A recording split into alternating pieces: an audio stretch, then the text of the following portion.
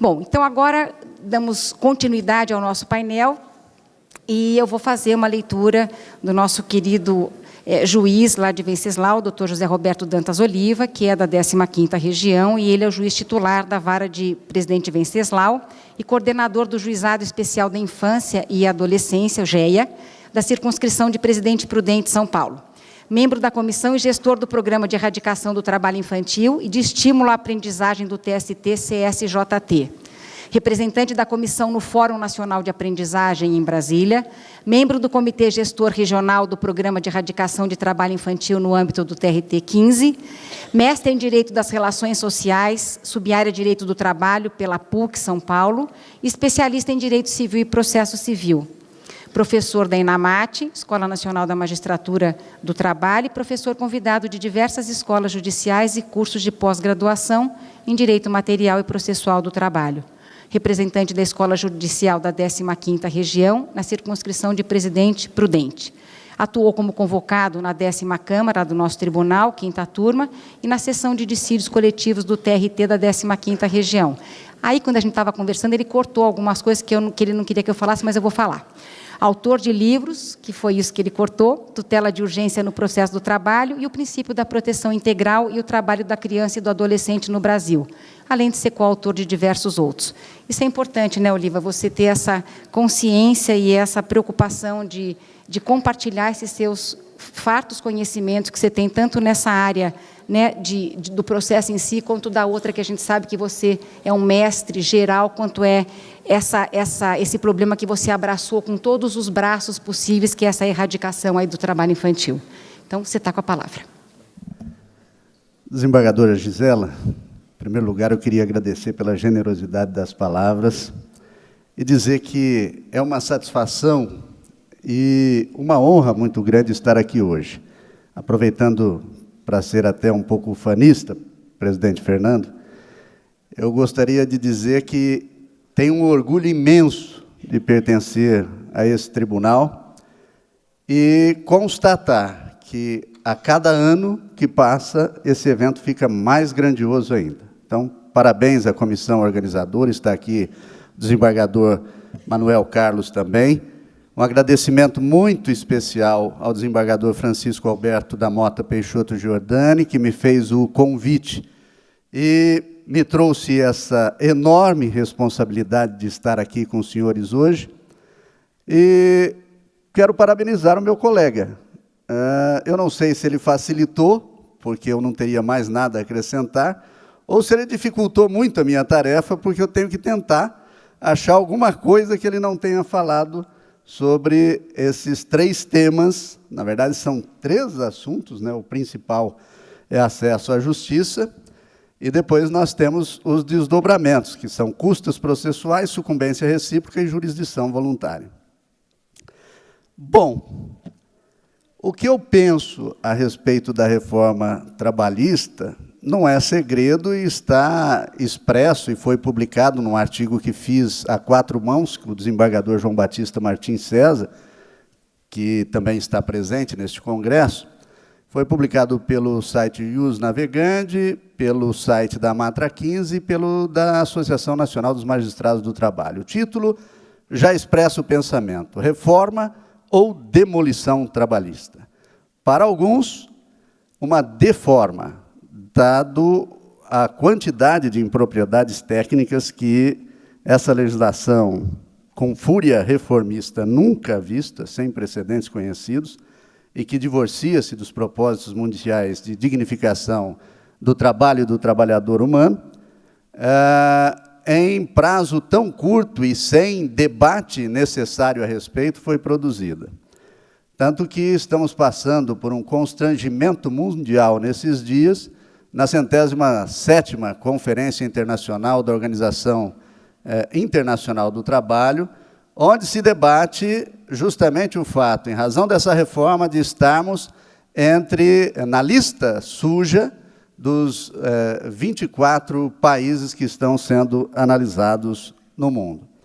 Bom, mas essa reforma, a meu ver, como foi dito aqui, ela tem pontos, ela está aí, precisa de um trabalho hermenêutico, que nós vamos ter que, juntos tentar construir uma jurisprudência específica, trabalhista, a respeito de tudo que aí está, mas, só para enfatizar, ela é tão ruim que foi necessário uma medida provisória combinada antes de ela ser promulgada, né, que já não está em vigência, medida provisória número 808, tentam fixar as coisas por portaria e notas técnicas do Ministério do Trabalho, já há uma ação direta de inconstitucionalidade discutindo pontos da reforma, e agora essa análise na Organização Internacional do Trabalho. Sobre o tema proposto, o legislador não conseguiu, e aparentemente nem tinha esse propósito, esconder a evidente intenção de, a par de, no plano material, já ter suprimido ou reduzido uma quantidade enorme de direitos, a pretexto de viabilizar a geração de novos empregos, o que até agora não se concretizou na prática, ou modernizar, e eu coloco esse modernizar entre aspas, a legislação trabalhista, ele também criou entraves no exercício constitucional do direito da ação e, por outro lado, ofereceu benefícios e redução de encargos a empregadores e contratantes do trabalho humano em geral, né, quando submetidos a relações jurídico-processuais.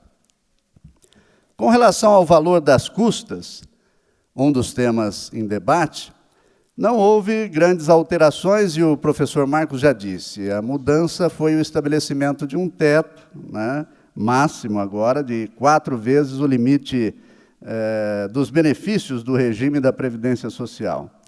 Em relação ao valor mínimo, desde 2002, são R$ 10,64, então nada mudou a esse respeito, o percentual também continua a ser de 2%.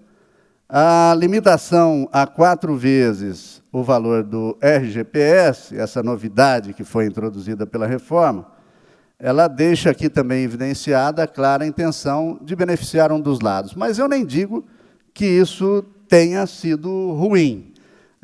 Para alguns, o propósito era, inclusive, na linha do que está explícito na súmula 667 do Supremo Tribunal Federal, impedir que seja violado a garantia constitucional de acesso à jurisdição.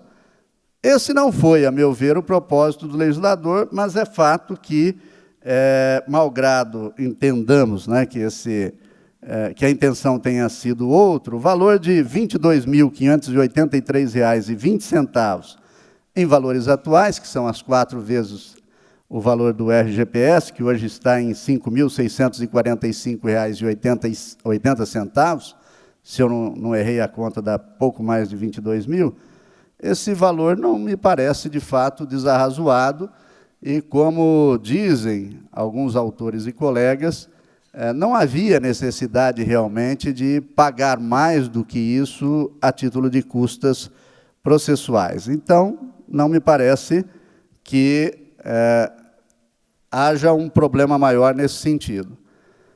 Uma questão que precisa ser tratada aqui é a respeito das custas recíprocas. Ao contrário do que fez com os honorários de sucumbência, com os honorários advocatícios, melhor dizendo, o legislador não tratou de sucumbência recíproca em relação a custas. E, pelo contrário, embora tenha feito uma modificação no caput do artigo, estipulando esse limite de 4 vezes o valor do RGPS, os 4 incisos e os 4 parágrafos que se seguem permaneceram inalterados com a redação ainda de 2002, e lá não faz qualquer alusão à possibilidade de pagar valores por sucumbência parcial a título de custas. Então, quem sucumbir, ainda que parcialmente, ficará, incumbido do pagamento das custas processuais. Agora, modificações importantes, e estas sim questionáveis, como já disse o professor Marcos, estão nos parágrafos 2º e 3º do artigo 844 da CLT. né? O parágrafo 2º estabelece que as custas serão calculadas na forma do artigo 789, e aí vem entre vírgulas o problema, ainda que beneficiário da justiça gratuita, salvo se comprovar, com o prazo de 15 dias já mencionado, e o parágrafo 3º diz que o pagamento das custas, a que se refere o parágrafo 2º, é condição, numa imprecisão terminológica, porque isso seria um pressuposto de desenvolvimento válido e regular do processo, para a propositura de nova demanda. A intenção do legislador, segundo a justificativa do projeto de lei, teria sido a de desestimular a litigância descompromissada, impondo o devido custo processual para que o reclamante, e entenda-se na absoluta maioria dos casos como reclamante o trabalhador, né, embora não seja, haja a possibilidade de não ser só o trabalhador o reclamante, não haja de forma irresponsável.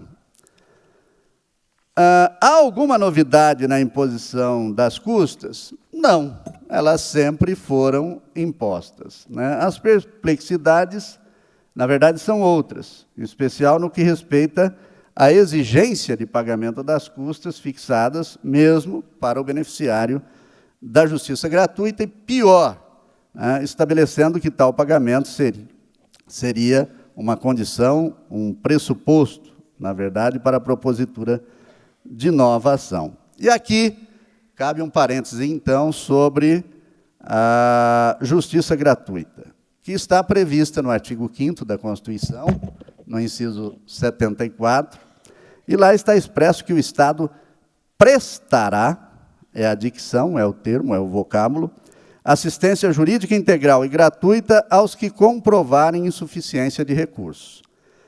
O artigo 790 da CLT, né, no parágrafo 3º atual, diz que é facultado aos juízes, e isso não é absolutamente uma faculdade, se preenchidos os requisitos, o juiz deve conceder os benefícios da justiça gratuita, é facultado aos juízes, órgãos julgadores e presidentes, a requerimento ou de ofício, está também expresso, o benefício da justiça gratuita, àqueles que perceberem salário igual ou inferior a 40% do limite máximo dos benefícios do regime geral da Previdência Social. Aqui também houve uma alteração, porque era antes 2 salários mínimos, né? Então, nós saímos, numa conta que também fiz, de R$ 1.908 para R$ 2.258,32. Nesse momento, isso hoje, na reforma, no início da vigência da reforma, os valores eram um pouco diferentes. Isso hoje representa uma vantagem, olha só, para o pobre, de R$ 350,32. Né? O que não significa que essa vantagem vai perdurar, porque se o salário mínimo tiver majoração real, aumentos reais, logo o regime geral da Previdência Social não vai acompanhar e o pobre será pobre em valores até inferiores. Né? O parágrafo 4º, e aqui não há novidade, porque repete a Constituição, embora alguns questionem, vai ter que comprovar a insuficiência de recursos, nisso não há novidade, basicamente repete a Constituição. Agora, a questão grande é de que forma esse trabalhador hipossuficiente pode comprovar. E o que alguns se esquecem é de uma lei gestada, vejam só, no governo Figueiredo, é a Lei 7.115, de 29 de agosto de 1983, que dispõe sobre prova documental. E esta lei, de apenas 5 artigos, ela diz o seguinte, que a declaração destinada a fazer prova de vida, residência, pobreza, dependência econômica e outras coisas, pode ser firmada pelo próprio interessado ou por procurador bastante e sob as penas da lei ela se presume verdadeira.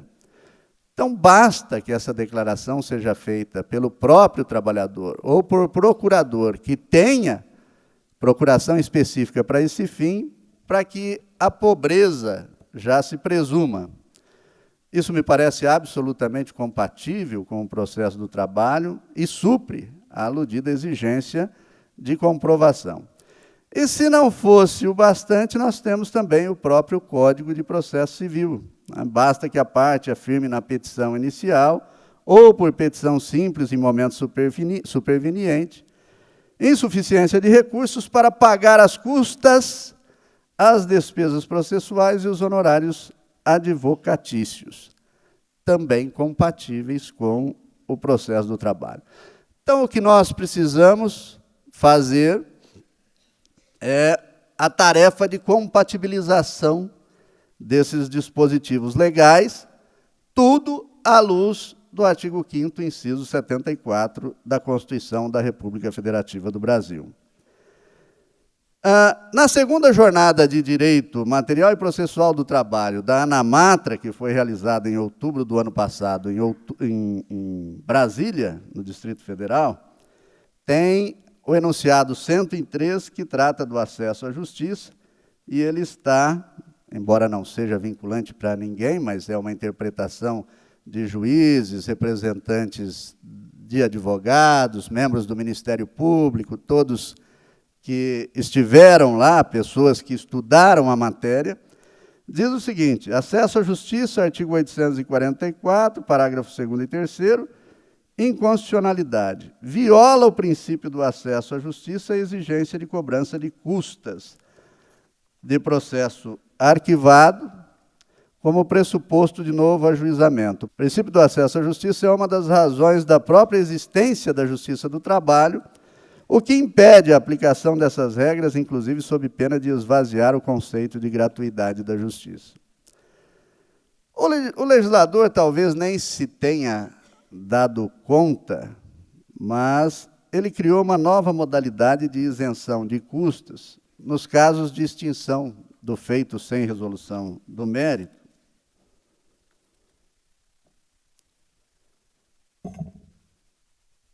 por ausência do reclamante.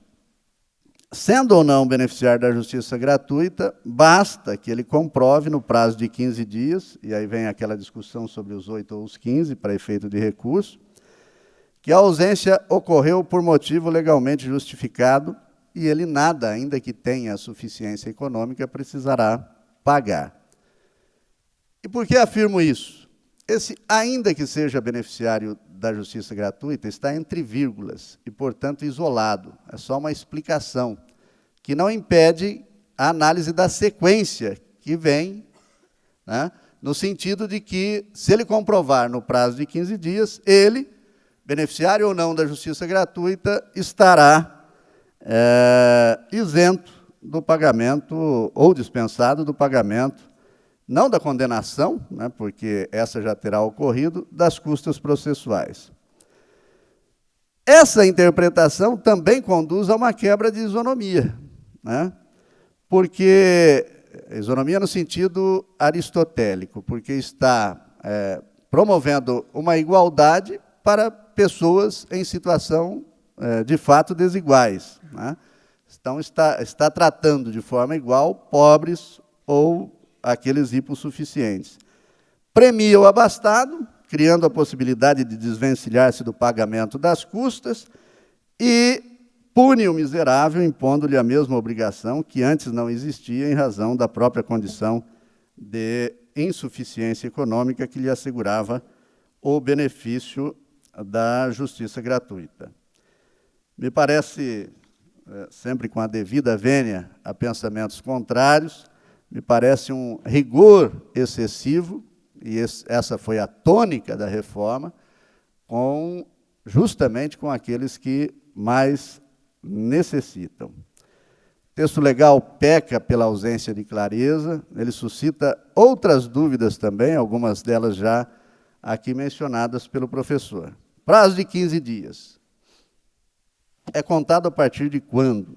Da data da audiência, se a pessoa já sabia que a audiência seria naquele dia, é razoável que sim. Da intimação para pagamento, o legislador não explica. Pode-se imaginar que, sendo ciente, como necessariamente deveria estar, né, seria da data do próprio arquivamento, que continuou sendo utilizado de forma tecnicamente imprópria, mesmo depois da reforma. Mas são tantas as variáveis que só o prudente arbítrio do juiz e a construção coletiva, com a participação de partes, advogados, de todos, é que nos vai levar algum dia, né, se é que não estamos realmente diante de um apocalipse jurídico trabalhista, né, vai nos levar algum dia a uma interpretação um pouco mais segura. Essa questão dos 15 mais 8, né, esperar os 15 dias para depois interpor o recurso. Eu, se fosse advogado, não arriscaria a aconselhar isso para o meu cliente, né? Então, me parece que o prazo é de 15 dias. Agora, se o sujeito pretende recorrer, esse prazo de 15 dias para pagamento, ele ficaria restrito aos 8 dias para recurso, né? Mas também são impressões de primeira hora, cogitações que comecei a fazer depois que o professor Marcos falou a respeito do tema, sobre o qual nem eu havia pensado ainda.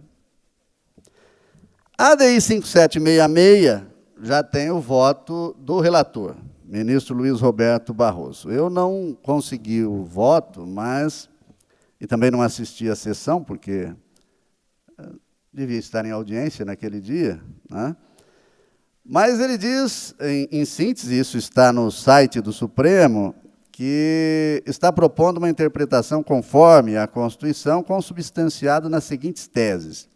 E aqui eu vou falar só da terceira tese, que está relacionada a esse aspecto específico das custas. Ele diz o seguinte: é legítima a cobrança de custas judiciais em razão da ausência do reclamante à audiência, mediante prévia intimação pessoal. Olha aí, já há uma sinalização. Para que tenha a oportunidade de justificar o não comparecimento. Mas o voto do ministro Edson Fachin é no sentido diametralmente oposto, porque ele está julgando procedente, integralmente procedente, a ação direta de inconstitucionalidade. Então, há outras indagações aqui possíveis. Quais seriam os motivos legalmente justificáveis? Bom, seriam aqueles previstos em regras no artigo 473, que autoriza a pessoa a não ir ao emprego, por exemplo, mas isso, evidentemente, não vai ser uma relação exaustiva. E há uma outra questão, né? Se esses motivos... E também o legislador não explica o que seriam esses legalmente justificáveis, né? Então, esse 473 e outros motivos previstos na lei, a gente vai fazendo por inferência e por construção, por interpretação mesmo, né? Então, a doutrina tem apresentado, a doutrina que li, né, tem apresentado muitas outras situações, e aí a questão que se traz é, se o motivo é legalmente justificável, e o parágrafo 1º diz que, havendo motivo relevante, nem arquivamento ou extinção haveria, isso, como foi dito, poderia, inclusive, obstar ou fazer com que fosse revisto o próprio arquivamento, e não apenas evitar o pagamento de custas. Além dos aspectos constitucionais, a respeito dessa exigência de pagamento de custas, nós temos algumas controvérsias internas, eu diria, na própria CLT, não havendo necessidade sequer de recorrer supletivo ou subsidiariamente à legislação processual civil. Quais seriam essas controvérsias internas, né, ou essas incongruências internas na CLT? O próprio parágrafo 4º diz que o benefício da justiça gratuita será concedido à parte que comprovar insuficiência de recursos para o pagamento das custas do processo. E o artigo 790-A, já no seu caput, afasta de vez qualquer dúvida, dizendo que são isentos do pagamento de custas, além dos beneficiários da justiça gratuita, a União, os estados, enfim, os entes públicos e o Ministério Público do Trabalho. O CPC, só para reforço de argumento, também vai nessa linha. Então, como prevalecer a exigência para o pobre pelo só fato de ser um trabalhador e ter ajuizado uma ação na Justiça do Trabalho, se para outros há a isenção legal, seria, a meu sentir, a consagração de odiosa e inaceitável discriminação, que por isso seria também inconstitucional. Ainda que condenados, e podiam e podem sê-lo, os beneficiários da justiça gratuita, eles são isentos ou dispensados do pagamento das custas ao final, tal qual os entes públicos, o Ministério Público e a exemplo de qualquer cidadão pobre que exerça seu direito de ação na jurisdição civil. Entretanto, na ADI já mencionada, no voto do ministro relator, temos a tese 1, que diz: o direito à gratuidade de justiça pode ser regulado de forma a desincentivar a litigância abusiva, inclusive por meio da cobrança de custas e de honorários a seus beneficiários. Ministro Luiz Roberto Barroso. Com todo respeito, hoje a litigância de má-fé tem previsão específica, já tinha no processo civil, mas agora tem previsão específica, inclusive na CLT, no artigo 793, de A a D. E nenhuma dessas hipóteses faz menção a arquivamento, a extinção do processo sem resolução do mérito. Então, é preciso também ter em conta que esse capricho do legislador de punir o pobre a pretexto de desestimular a litigância descompromissada pode gerar também um efeito danoso, abarrotando as varas do trabalho de execuções insolúveis e impedindo aquelas que tivessem alguma chance de satisfação de créditos, na sua maioria de natureza alimentar, tenham a rapidez que seria necessária. Enfim, essa picuinha legislativa pode onerar demasiadamente os cofres públicos, inclusive fazendo com que se promova execuções que atualmente até mesmo os tribunais dispensam em determinadas situações, como é o exemplo da 15ª Região, na consolidação das normas da Corregedoria, no capítulo da execução somente por custas processuais, onde está previsto, para hipossuficiente ou não, na verdade, para hipossuficiente não, porque não são isentos, né? Esse seria o caso de daquele que não é insuficiente economicamente, está previsto a dispensa do pagamento de custas até R$1.000, bastando uma intimação, uma simples intimação. Sobre honorários advocatícios e sucumbência recíproca, é preciso dizer que eu, particularmente, sempre defendi a possibilidade de cobrança de honorários e até o fim do ius postulandi na Justiça do Trabalho. Evidentemente que esse fim não pode vir desacompanhado de uma defensoria pública da União que supra as lacunas da assistência sindical ou de convênios que sejam feitos com a Ordem dos Advogados do Brasil para dar essa assistência judiciária gratuita.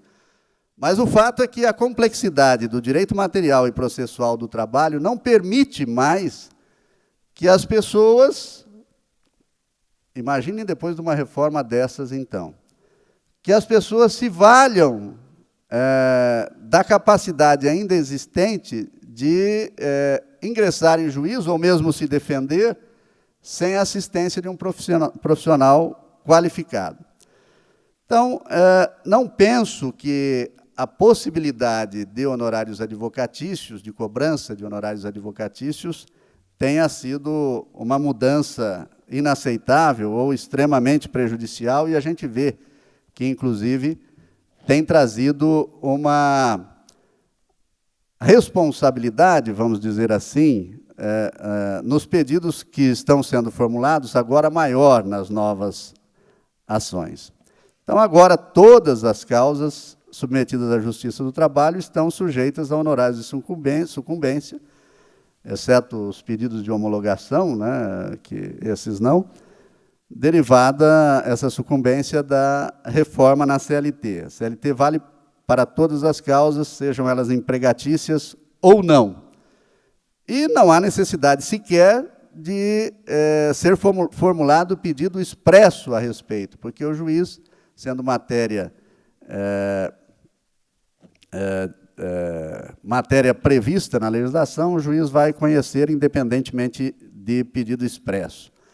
Em relação ao direito intertemporal, penso eu, sabendo das duas correntes existentes, que essa previsão não se aplica, na linha até do enunciado 98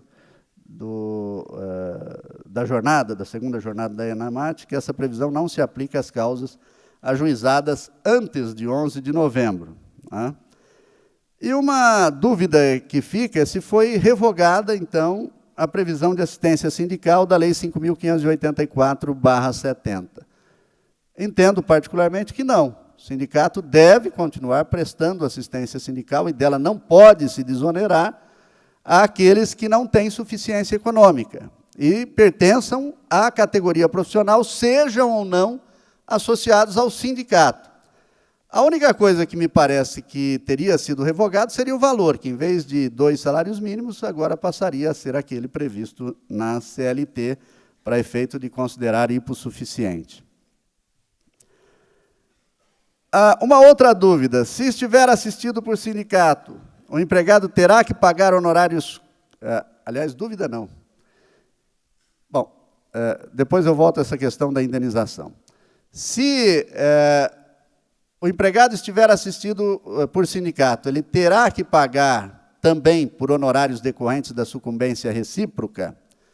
Há entendimento no sentido que não, porque a Lei 5.584 só prevê pagamento de honorários pelo empregador, mas me parece, com todo respeito, que não foi, embora a intenção nem sempre corresponda àquilo que sobrou, a intenção do legislador nem sempre corresponde àquilo que sobrou na legislação já pronta, me parece que isso não se compatibiliza com todos os contornos dessa questão da sucumbência. Então, num primeiro momento, sou tentado a dizer que a sucumbência parcial também se aplicaria aos que estiverem assistidos por sindicatos da categoria profissional. A outra coisa que aí não derivado da reforma, mas uma outra coisa que fica no ar, é se a indenização por honorários, esta prevista no Código Civil, e, portanto, de natureza material e não processual, se a indenização por honorários contratuais agora vai passar ou não a ser exigida também. Os tribunais têm entendido até aqui que não, em razão da súmula 219, da 329, do Tribunal Superior do Trabalho.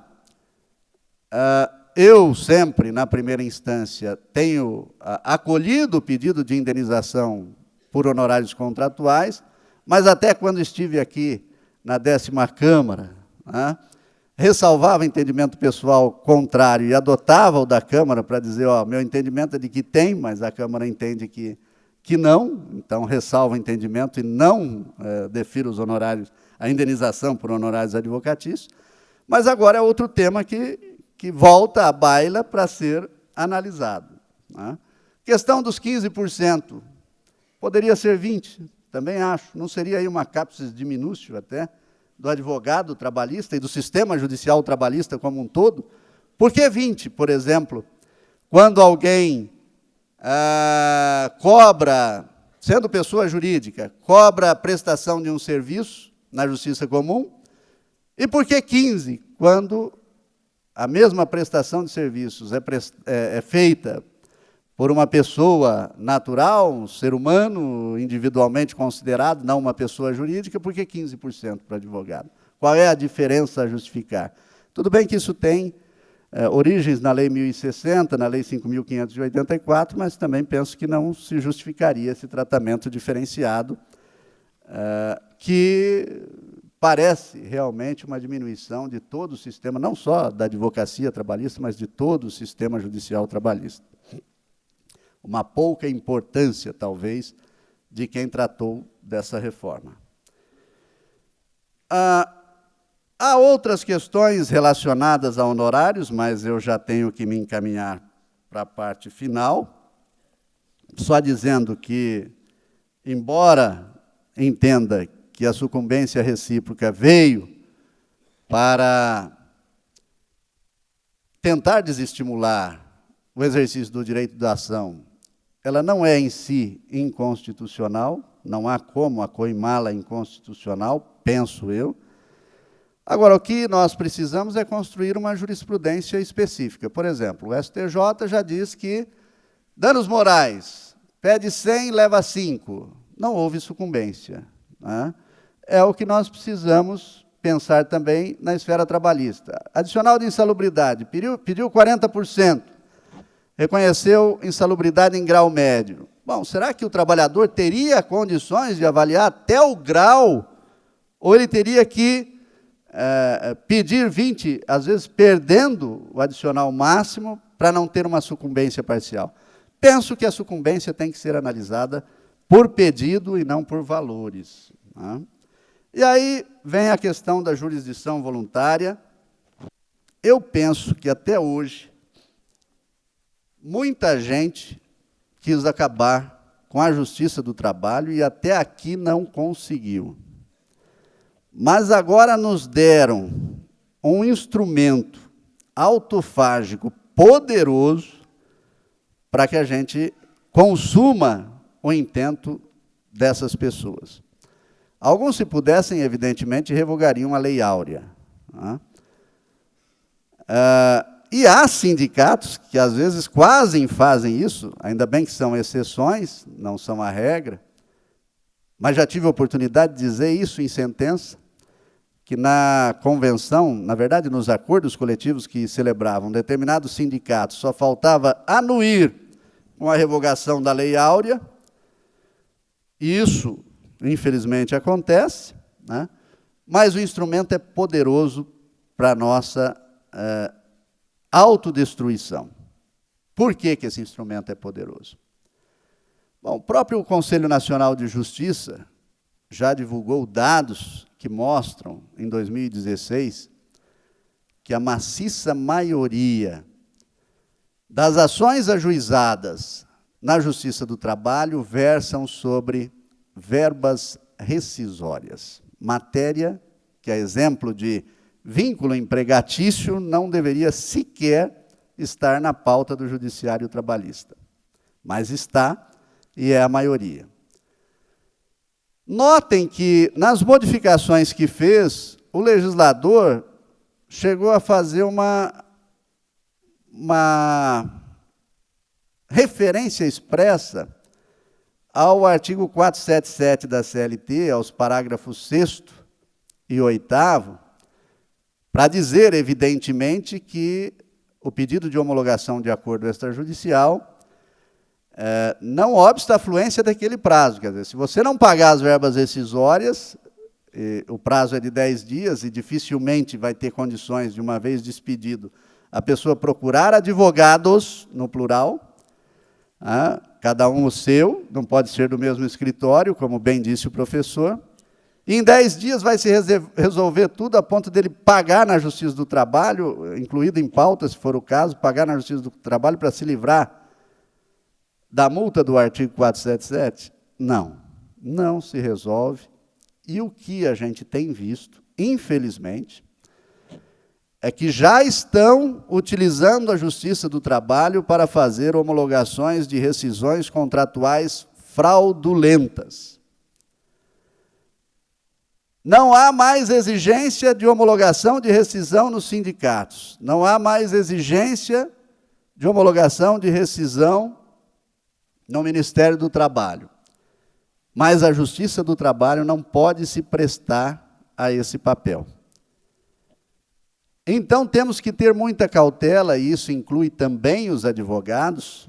Aliás, nessa questão de homologação, é sempre bom lembrar o seguinte, especialmente os mais novos, que ainda não têm uma clientela formada e tudo, as casadinhas continuam proibidas.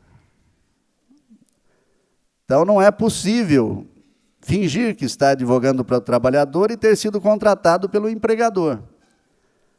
Aliás, o Código Penal prevê isso, né, no artigo 355.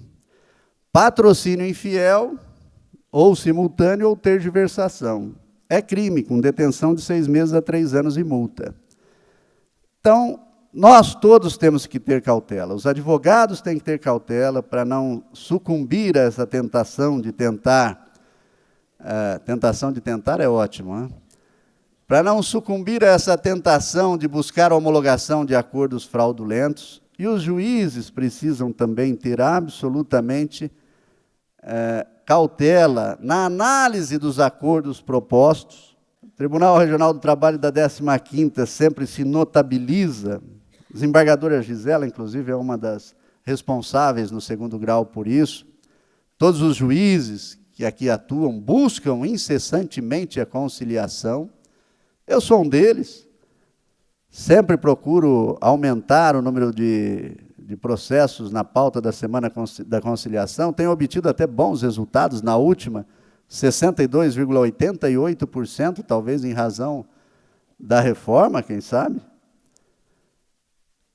O nosso tribunal, mais de 200 milhões, foi o primeiro colocado pela 4ª vez consecutiva. O 2º lugar, Tribunal da Bahia, 98 milhões, para vocês terem uma ideia da disparidade e da importância desse tribunal, sem demérito nenhum a qualquer outro, é apenas uma constatação. Mas precisamos ter cautela, porque esses acordos têm que ter um componente ético fundamental. Eles não podem ser utilizados para chancela de renúncia de direitos de verbas rescisórias. Antigamente era fácil perguntar, e agora encerro mesmo. Era fácil perguntar.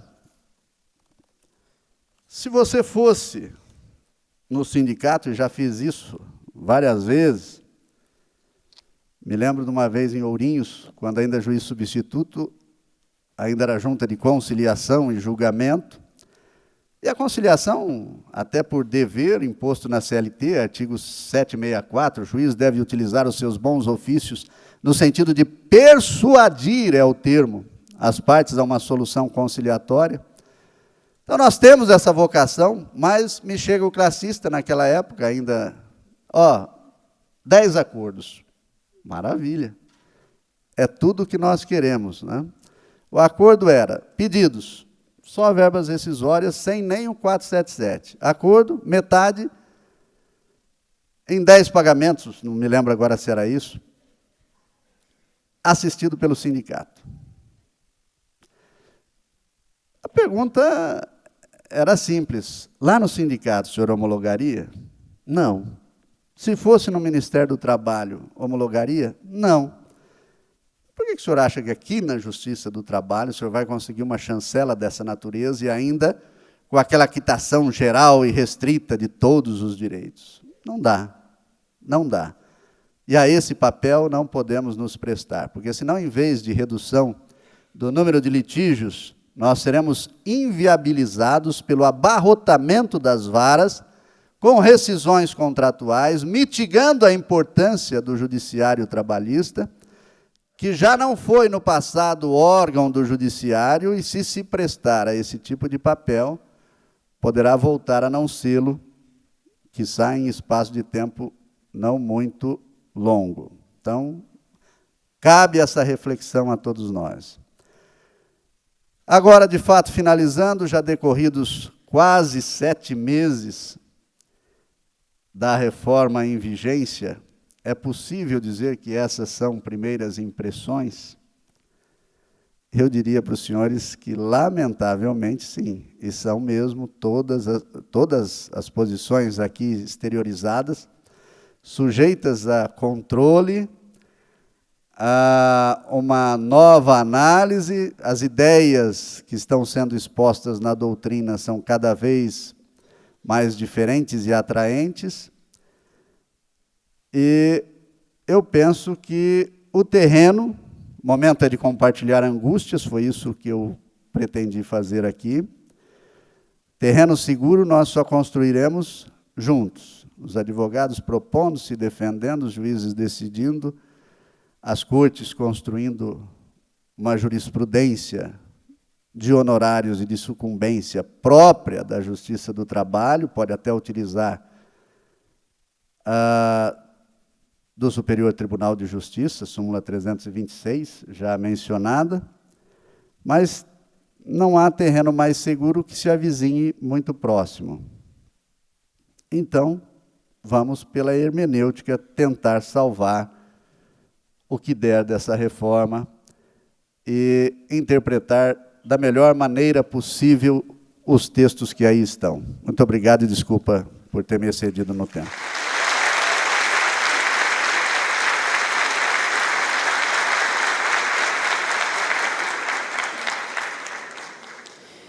E agora a gente tem certeza que cada vez que a gente escuta o título, a gente se confunde mais, mas a gente é também instado a fazer outras reflexões. Então, o que nos conforta um pouco é que todos estamos imbuídos nesse espírito de uma construção justa, né? A reforma está aí, ela está posta, e que a gente, da melhor maneira possível, magistrados, advogados, cortes superiores, possamos fazer disso que aconteceu, pelo menos um alento para o jurisdicionado e para aqueles que da Justiça do Trabalho necessitam. Só vou fazer uma parte que, hoje, doutor Olívio, eu componho a SDI 3, que é responsável pelo julgamento das ações rescisórias. E a gente sabe que a casadinha é uma coisa já histórica e milenar, né? O advogado acaba fazendo lá com que o reclamante normalmente passe por uma diminuição dos seus direitos e vem à justiça para fazer aquela homologação fraudulenta. E hoje a gente vê, hoje eu estou podendo participar dessa rescisória e vendo como isso acontece. A gente acha que é pouco, é muito, e eu acho que isso a gente não pode realmente compartilhar com essa mentalidade da Justiça do Trabalho se prestar essa homologação. Acho que pode ser um efeito bom, sim, desde que ela seja bem aproveitada, né?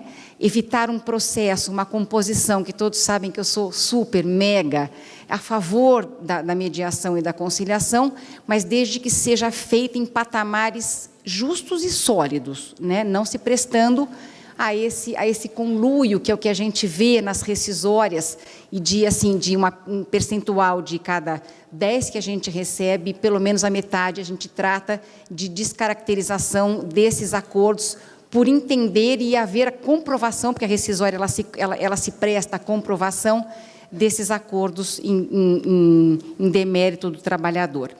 Então, eu agradeço aos dois, né? Aí você vai falar um pouquinho sobre a coisa, né? Doutor Marcos, obrigada pela participação.